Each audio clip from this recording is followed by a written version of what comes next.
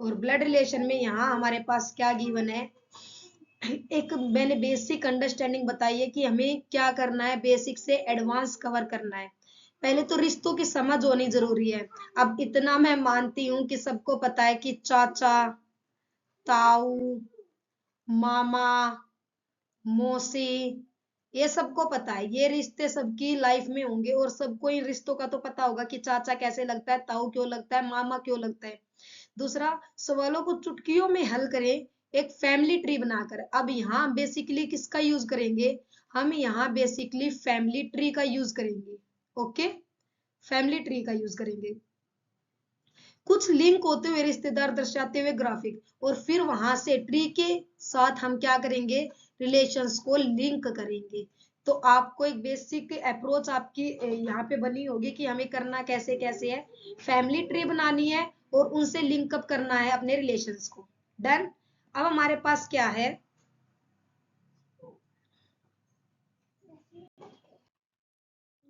देखिए यहाँ पे रिप्रेजेंटेशन मैंने आपको क्या दिया है, यहाँ पे रिप्रेजेंटेशन आपके पास गिवन है। मतलब जब भी हम किसी मेल का जिक्र करेंगे, पुरुष का जिक्र करेंगे, you have to always represent with square. आपको हमेशा पुरुष किससे दिखाना है, स्क्वेयर से। जब भी हम किसी महिला का जिक्र करेंगे तो किससे दिखाओगे आप, सर्कल से। जब भी हम पति पत्नी की बात करेंगे, कपल की बात करेंगे, कैसे, मैं बोल देती हूँ, A is husband, husband of B. Done. A क्या है, पति है, किसका है, बी का है। ए किसका पति है, बी का पति है। तो बी इसका मतलब पत्नी है, और लेडीज फीमेल को किससे दिखाना था, सर्कल से। और ए इज हस्बैंड, ए हस्बैंड तो किससे दिखाएंगे, स्क्वेयर से। अब इसके बाद मैंने इसको क्या कहा है, मेक अ स्क्वेयर बॉक्स। इसके बाद आपको एक और ऐसा स्क्वेयर बॉक्स बनाना है। ठीक है, ये जो रिप्रेजेंटेशन होगी, ये रिप्रेजेंट किसकी होगी, पति और पत्नी की। अब आते हैं भाई और बहन पे। भाई बहन का क्या है, मैंने यहाँ पे बोला A is brother, brother of B. A जो है वो बी का भाई है, ए क्या है, भाई है। अब मुझे नहीं पता कि बी क्या है, बहन है या भाई है।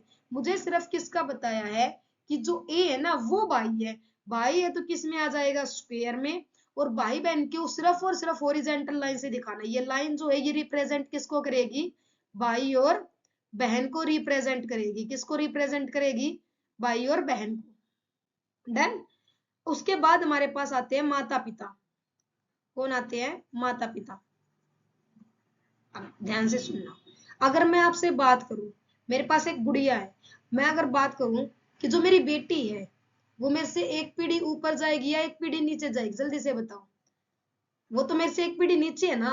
अब उसने क्या कहा है मुझे कि जब भी माता पिता को दिखाना हो ना, बच्चे वर्टिकल ऊपर, माता पिता नीचे बच्चे। इसका लाइन का मतलब मैं आपको बताती हूँ। A is mother of B. ए किसकी माता है, ए माता है बी की। अब माता पिता जो होते हैं वो हमसे एक पीढ़ी ऊपर होते हैं, एक जनरेशन ऊपर होते हैं।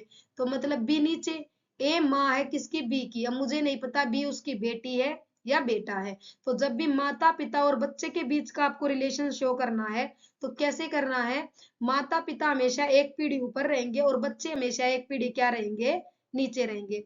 अब बात करते हैं समान पीढ़ी की। सम, इसको छोड़ो, मैं बताती हूँ कैसे होगा। समान पीढ़ी, समान पीढ़ी का मतलब क्या है कि जो भाई बहन है, भाई बहन है, चाचा ताऊ के, या फिर ये लगा लो चाचा ताऊ के बच्चे बोल लो, चाचा ताऊ के बच्चे, या फिर जो आपके कजन है, क्या है, कजन। मामी नो, उस साइड जाओ बेटा।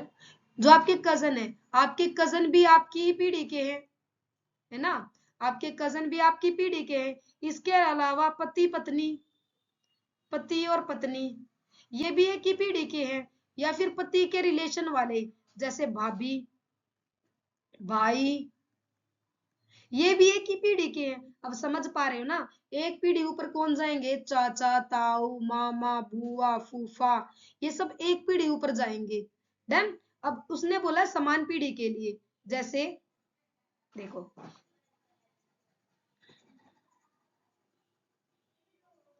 जैसे सुनो अभी, उसने बोला A is cousin of B. अब कजन भाई बहन ही है, ये तो मानते हो। अब ए जो है ना कजन है किसका, बी का। अब वो सेम पीढ़ी में तो सेम में ही चलेंगे।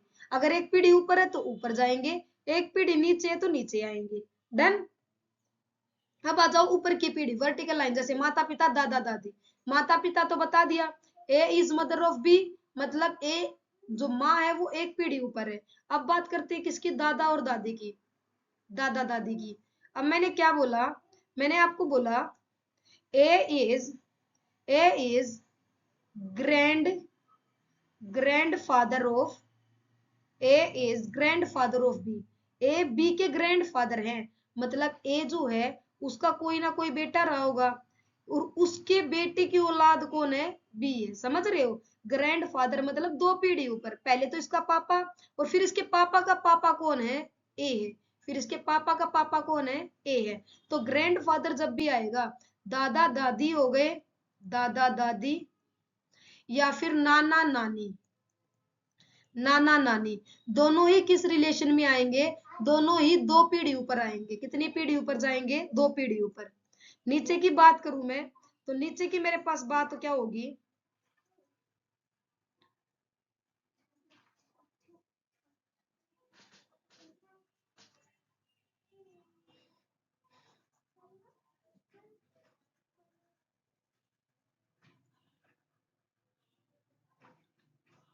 देखो क्या है, A is grandson of B. A क्या है, बी का पोता है। तो बी का पोता कौन है, ए है। या फिर ए लगा लो, ए पोता है, तो ए का कोई ना कोई पापा, और उसका फिर ये दादा या फिर दादी। बी का तो मुझे पता ही नहीं रिलेशन। तो मतलब कहने का मतलब क्या है, ये कितना ऊपर जाएगा, ये मेरे पास दो पीढ़ी ऊपर जाएगा। ए जो है ग्रैंड सन है बी का, तो पहले तो इसका सन रहा होगा कोई ना कोई, और इसके सन का सन कौन है, ए है। ग्रैंड सन है तो स्क्वायर में आ जाएगा। तो यहाँ पे रिप्रेजेंट हो गया, जब नीचे की पीढ़ी में जाना है, जब ऊपर की पीढ़ी में जाना है वो भी रिप्रेजेंट। समान पीढ़ी वाला भी समझ में आ गया, एक ही रो में चलना है। और माता पिता एक पीढ़ी ऊपर, भाई बहन सेम में आएंगे, पति पत्नी भी सेम में। महिला पुरुष का मैंने बता दिया रिप्रेजेंटेशन। अब आ जाओ, नेक्स्ट है जनरेशन गैप। सेम वही चीज है, जब दादा दादी होंगे या नाना नानी होंगे तो हम कितनी पीढ़ी ऊपर जाएंगे, हम दो पीढ़ी ऊपर जाएंगे। जब माता पिता होंगे, चाचा चाची होंगे, मामा मामी होंगे, सास ससुर होंगे, वो आपसे कितनी पीढ़ी ऊपर जाएंगे, वो आपसे एक पीढ़ी ऊपर जाएंगे। अब जीरो पीढ़ी मतलब आपके भाई बहन, वो आपसे कोई भी पीढ़ी बड़ी नहीं है, कोई जनरेशन गैप नहीं है। मतलब A is brother of B, A is brother of B, मतलब ए जो है वो भाई है बी का। इनके बीच में कोई गैप नहीं है, मतलब ना तो ऊपर जाएंगे ना नीचे आएंगे, वो सेम पीढ़ी के हैं तो सेम में ही बनेंगे। अब सेम में क्या होता है, भाई बहन, पति पत्नी। अब जीजा साला देवर भाभी ननद, जो मैंने आपको बताई लॉज वाले कनेक्शन, लॉज वाले कनेक्शन, मतलब जीजा हो गया आपका, साला हो गया, देवर हो गया, भाभी हो गई, ननंद हो गई, वो भी आपकी पीढ़ी के हैं। फुफेरे भाई बहन मतलब कजन जितने भी हैं वो भी आपकी पीढ़ी के हैं। अब एक पीढ़ी नीचे जो मेरे बच्चे होंगे या फिर जो आप लोगों के बच्चे होंगे, वो आपसे कितने नीचे, एक पीढ़ी नीचे। अब मान के चलो आप लोगों में से ऐसा होगा कि भाई एक आध की शादी हो रखी होगी, काफी सारे ऐसे होंगे जो अनमैरिड है, बट स्टिल उनके घर में भाई बहन जो होंगे उनकी शादी हो रखी होगी। तो जो आपके भतीजा भतीजी होते हैं, भांजा भांजी होते हैं, वो भी आपसे एक पीढ़ी नीचे आएंगे। अब दो पीढ़ी नीचे, जब बात पोते पोतियों की आ जाती है, नाती नातिन की आ जाती है, तो वहां पे पीढ़ी दो पीढ़ी नीचे हो जाती है। पोता पोती मतलब पोता, उसके पिता और फिर उसके पिता, फिर वहां पे दादा दादी वाला कनेक्शन बन जाता है। तो दो पीढ़ी नीचे कब आएंगे, जब हमारे पोता पोती होंगे, जब हमारे नाती नातिन होंगे। तो बताओ भाई, जनरेशन गैप समझ में आया, इससे इजी नहीं हो सकता। मैं आपको इतना इतना एडवांस यहाँ पे पढ़ा दूंगी ना कि आप क्वेश्चन को देखते ही आंसर करोगे, ये मेरी गारंटी है। ये मेरा अब तक का पढ़ाया हुआ जो भी एक्सपीरियंस है वो बोल रहा है, गारंटी इस चीज की। आप कंटिन्यूअसली फोकस के साथ पढ़ो, आपका क्वेश्चन सिंगल भी गलत नहीं होगा, वन सिंगल क्वेश्चन भी गलत नहीं होगा। डन, जल्दी से बताओ। ये वाली चीजें क्लियर हैं? पानी वानी पी ले, तब तक थोड़ा सा आप देख लो, बताओ मुझे।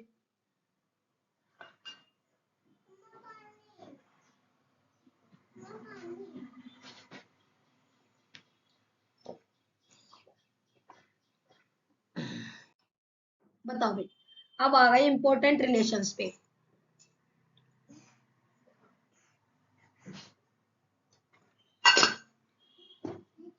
अच्छा, मेरा जो ओपिनियन ना वो ये है कि जब भी आपको ऑप्शंस में कंफ्यूजन हो ना, आप कभी भी हिंदी रिलेशन मत पढ़ना, आप थोड़ा सा इंग्लिश पढ़ना।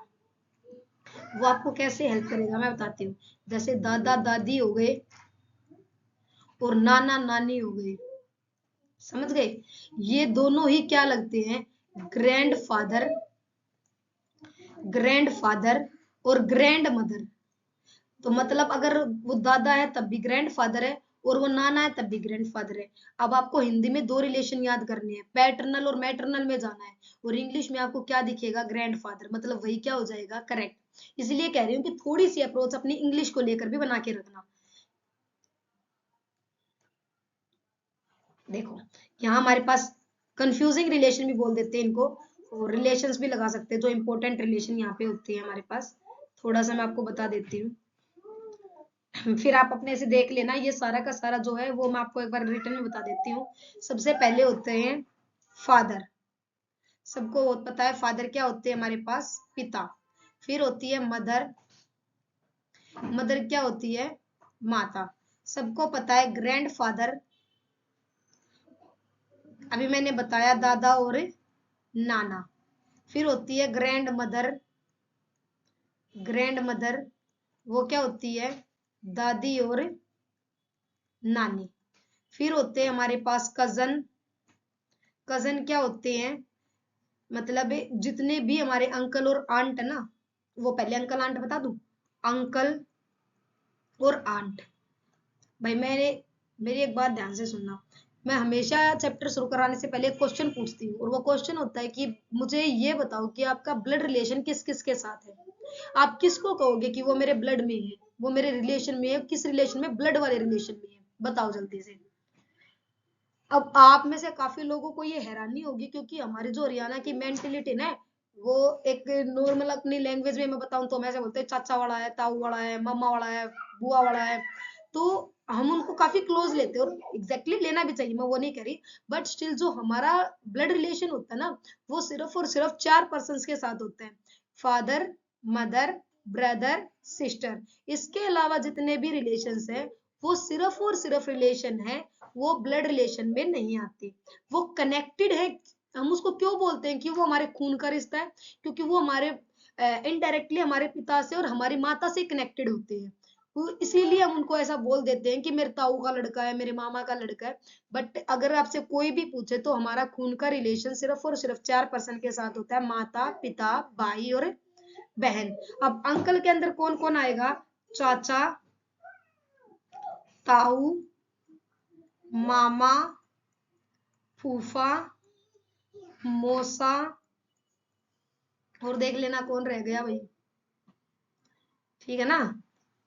यही होंगे। आंटी इनका सबका फीमेल वर्जन, चाची, ताई, मामी, बुआ, मौसी, ये सारी की सारी क्या आएंगी हमारे पास? आंटी। अब इनके जो बच्चे होते हैं ना, वही क्या कहलाते हैं? कजन। अंकल और आंट के जो बच्चे हैं, वही उन क्या कहलाते हैं? हमारे कजन। क्या कहलाते हैं? कजन। अब उसके अलावा मेरे पास क्या है? नेक्स्ट जो रिलेशन हमारे पास है, नेक्स्ट जो रिलेशन हमारे पास है, नेक्स्ट रिलेशन है, ये तो कजन था, एक होता है सिबलिंग। सिबलिंग, सिबलिंग होते हैं आपके ब्लड वाले रिलेशन, सगे भाई बहन, सगे भाई बहन, सगे भाई बहन। अब यहाँ पे वही लिखा हुआ, आप चेक कर लेना, मैंने सारे रिलेशन यहाँ से बता रही हूँ मैं। उसके बाद father in law, father in law और mother in law, mother in law, ये होते हैं ससुर, और ये होती हैं सास। सास और ससुर। उसके बाद हमारे पास कौन आते हैं निकल के, वामिनो। उसके बाद हमारे पास कौन सा रिलेशन आता है,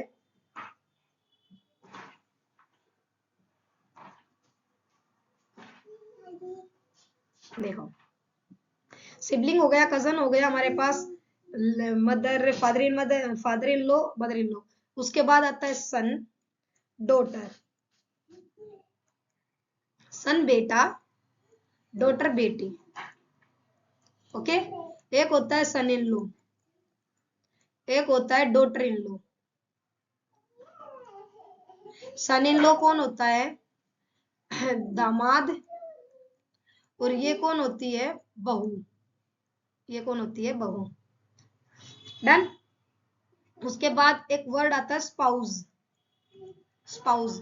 ये यूज किया जाता है, हस्बैंड जो ना, हस्बैंड वो यूज करता है वाइफ के लिए, और वाइफ यूज करती है हस्बैंड के लिए। कैसे, अब मुझे रिप्रेजेंट करना अपने हस्बैंड को इन फ्रंट ऑफ यू, आप सबके सामने मुझे बताना है कि भैया मेरे हस्बैंड है, तो वो एक पुराना वे हो चुका कि मैं ये कहूंगी देखो बेबी लो मेरे हस्बैंड से, ये मेरे हस्बैंड है, वो एक अलग ही आ गया। आजकल क्या बोला जाता है, मीट माई स्पाउस, ये मेरे स्पाउस है, मतलब ये मेरे हस्बैंड है। और सेम हस्बैंड वाइफ के लिए यूज करता है, मीट माई स्पाउस, मतलब कि वाइफ है, वहां पे वाइफ हस्बैंड यूज नहीं होता, only single word spouse use करती है। डन। उसके बाद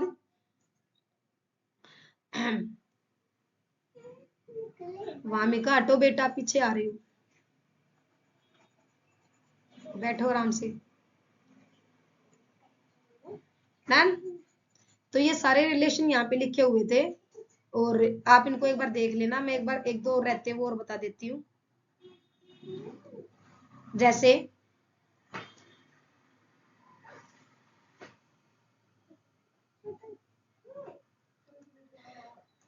brother in law, brother in law किसको बोलते हैं, जीजा को, साले को, जीजा साले को ब्रदर इन लॉ बोला जाता है ना। अब सिस्टर इन लॉ, यहाँ पे वो एक और आता है, शायद आपने हिंदी में सुना हो तो, नंदोई, जो ननंद का हस्बैंड होता है, वो भी किस में आता है, ब्रदर इन लॉ में। सिस्टर इन लॉ, ननंद, साली, भाभी, ये सब किस में आते हैं, यहाँ पे वो भी लिख लेना ब्रदर इन लॉ में। जेठ, देवर, ये सब क्या है, ब्रदर इन लॉ। जेठानी, देवरानी, ये क्या है, सारी की सारी सिस्टर इन लॉ। मतलब जो भी आपको लेडीज दिखती है अपने लॉज में, ननंद हो गई, साली हो गई, भाभी हो गई, जेठानी हो गई, देवरानी हो गई, वो सब क्या है, आपकी सिस्टर इन लॉ। और इन सब का मेल वर्जन मतलब ब्रदर इन लॉ। तो ये हमारे पास कनेक्शन थे, ये हमारे पास इंपॉर्टेंट रिलेशन। इसी इन्हीं का दूसरा नाम होता है कंफ्यूजिंग रिलेशन। कंफ्यूजिंग रिलेशन, ये काफी कंफ्यूज करते हैं एग्जाम में बैठने के बाद। बट मेरी दोबारा से आपको यही है कि एक बार इंग्लिश में जरूर पता करना, क्योंकि ऑप्शन उठाने में बहुत हेल्प करता है इंग्लिश।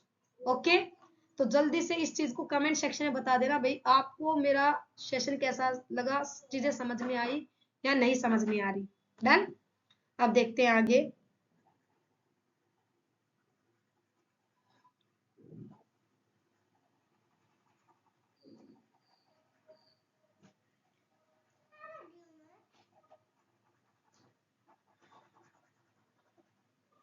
अब देखो, ये है टाइप्स ऑफ रिलेशन। कौन कौन सी टाइप के रिलेशन होते हैं। फर्स्ट जो होगा ना, वो पजल बेस्ड होगा, नॉर्मल होगा कि ए बी की पत्नी है, ठीक है, ए जो है वो बी की पत्नी है, और सी बी का भाई है। ये ऐसे जो रिलेशन होते हैं ना, वो हमारे पास कौन से होते हैं, पजल बेस्ड। सेकंड जो टाइप होती है, वो होती है किसी को इंडिकेट करना, पॉइंटिंग करना, पॉइंटिंग वाले, ठीक है ना, किसी को इशारा करना। हम ऐसे बोलते हैं, एक फोटो की तरफ इशारा करते हुए एक आदमी ने कहा। वो जो क्वेश्चन होते हैं वो सेकंड टाइप पर बेस्ड होते हैं। थर्ड जो टाइप होती है वो होती है कोडेड ब्लड रिलेशन। पहले ये बिल्कुल नहीं पूछी जाती थी, ये टाइप सिर्फ और सिर्फ बैंकिंग के लिए बनी थी। बट मैंने पिछला जो क्वेश्चन एचएसएससी का पेपर देखा ना, शायद सीईटी का ही था, क्या कर रही मैं, सीईटी का ही था, उसमें ये क्वेश्चन पूछा गया। तो आप लेवल देख लो कितना इंक्रीज हो रहा है। हम जो बेसिक बेसिक क्वेश्चन यहाँ पे करवाते हैं ना, उनमें से कुछ नहीं आने वाला। फिर हमें अपना थोड़ा सा लेवल अपग्रेड करके चलना पड़ेगा, तब आपके 10 में से 10 बनेंगे। इतना तो सब पढ़ के आते हैं, ये दो तो सबको आती है, जैसे थर्ड बिल्कुल नई आपके सामने इंट्रोड्यूस हुई है, समझ रहे हो। तो कोडेड रिलेशन कितनी टाइप हो गई, टोटल 3 टाइप के रिलेशन हमें यहाँ पे पढ़ने हैं। अब स्ट्रेटेजी क्या है सोल्व करने की, बताओ स्ट्रेटेजी क्या रहेगी सोल्व करने की। फैमिली ट्री बनानी है, सभी व्यक्तियों को जितने भी सिंबल्स ऊपर दिए हैं उनके अकॉर्डिंग व्यवस्थित करना है। पीडीओ का जरूर ध्यान रखना है कि जनरेशन गैप कितना बन रहा है ऊपर की तरफ और नीचे की तरफ। तीसरा, हमें जेंडर, सबसे पहले क्वेश्चन वहीं से उठेगा जहां पर हमें क्या होगा, जेंडर स्पेसिफाई होगा, स्पष्ट होगा। संभव हो तो सही सिंबल दे, यदि लिंक स्पष्ट न हो तो उसे क्वेश्चन मार्क से दर्शाएं, वो मैं आपको बता दूंगी। फोर्थ क्या है, सवाल को ध्यान से पढ़े। ए अक्सर ए और बी का क्या रिश्ता है, बी का ए से क्या रिश्ता है, इसमें हम पजल हो जाते हैं। ए का बी से क्या रिश्ता है, इसमें हम पजल होते हैं। जो लास्ट की लाइन होती है, तो ए का बी से क्या संबंध है, तो ए का बी से क्या संबंध है, तो ए बी का क्या लगता है, ये पूछा जाता है। यहाँ भी हम बहुत ज्यादा पजलिंग हो जाते हैं। तो ये वाली चीज हमें स्ट्रेटेजी को फॉलो करना है। तो ये हमारे पास एक बेसिक हमने आज इसका पढ़ा है, मतलब जो ब्लड रिलेशन है उसके बारे में डिटेल्ड हमने आज ले लिया है। अब सिर्फ और सिर्फ रहता क्या है, क्वेश्चन प्रैक्टिस। कुछ एक क्वेश्चन मार्क करा देती हूँ एक दो, और फिर प्रैक्टिस सेशन इसका अलग से रखेंगे, प्रैक्टिस सेशन इसका काफी अलग से रखेंगे। और विश्वास करना, आपके जो अपनी 2 क्लासेस होंगी उनसे बाहर क्वेश्चन नहीं जाएगा। 2 से 3 क्लासेस में आपके करवाऊंगी, हो सकता है प्रैक्टिस में पहले इन दोनों की प्रैक्टिस करा दो फिर इसकी प्रैक्टिस कराऊं। तो 2 या मैक्सिमम 3 क्लासेस में आपका ब्लड रिलेशन कंप्लीट, और इतने अच्छे से कंप्लीट कि आपका एक क्वेश्चन नहीं छूटेगा। डन। देखो क्वेश्चन नंबर फर्स्ट है, बताओ कैसे बनेगा, बताओ जल्दी से कैसे बनेगा।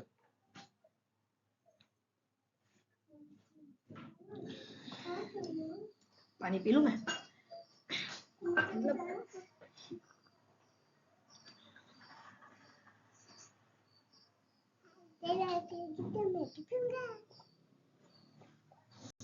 बताओ करो क्वेश्चन को। चलो एक क्वेश्चन मैं समझा देती हूँ आपको। जी एच का बेटा है, जी बेटा है एच का, एक एक लाइन को पढ़ो, एक एक लाइन को सोल्व करो। जी एच का बेटा है, ये मेरे पास क्या है, एच है, और इसका बेटा कौन हो गया, जी हो गया। बेटा हो गया तो एक पीढ़ी नीचे आएगा, बेटा है तो किस में आएगा, स्क्वायर में। डन। एच जे की माँ है, एच माँ है किसकी, जे की, मतलब इसका एक भाई या बहन है जे।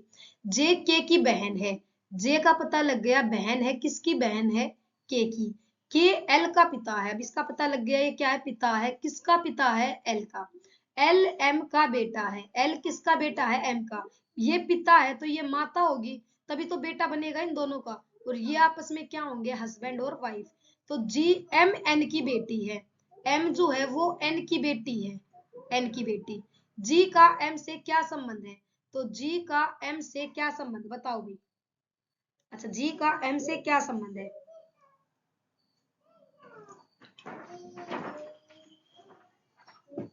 जी का जो एम से संबंध है ना, वो ब्रदर इन लॉ का है। मतलब जी क्या लगता है एम का, ये पूछा है, जी क्या लगता है एम का, ब्रदर इन लॉ, मतलब भाई लगता है, लेकिन कौन सा, लॉज वाला, ब्रदर इन लॉ में। समझ गए। तो मेरे पास इस तरीके से ये सीजीएल टायर 1 में आया हुआ क्वेश्चन है। आई थिंक आपको एक बेसिक अप्रोच आज समझ में आई है कि हमें क्वेश्चन को कैसे उठाना है। भाई अगर मेरे को, आपको मेरा सेशन अच्छा लगा है तो प्लीज चैनल को लाइक करें, सबके साथ शेयर करें और सब्सक्राइब करें। अपनी मैथ्स की वीडियो भी जल्दी आने वाली है, मैथ्स और reasoning free of cost, without any cost, ना केवल आज के लिए, इन एग्जाम्स के लिए, फॉर ऑल द टाइम, हमेशा के लिए यहाँ पे फ्री मिलेंगी मैथ और रीजनिंग। ये दोनों बेसिकली मैं फ्री में चलाऊंगी। उसके बाद कोई बैंकिंग एग्जाम आता है, कोई भी रेलवे एग्जाम आता है, फिर उसको टारगेट करेंगे। लेकिन अपना जो ये चैनल रहेगा ये कभी भी पेड नहीं होगा, कभी भी पेड नहीं होगा। आपको जिस भी एग्जाम के लिए वीडियो चाहिए, आप सिर्फ और सिर्फ मुझे बताना, मैं एग्जाम के लिए फ्री ऑफ कॉस्ट सारा यहाँ पे यूट्यूब पे ही पढ़ाऊंगी। तो मिलते हैं कल, तब तक के लिए चैनल को लाइक करें, शेयर करें, सब्सक्राइब करें। धन्यवाद।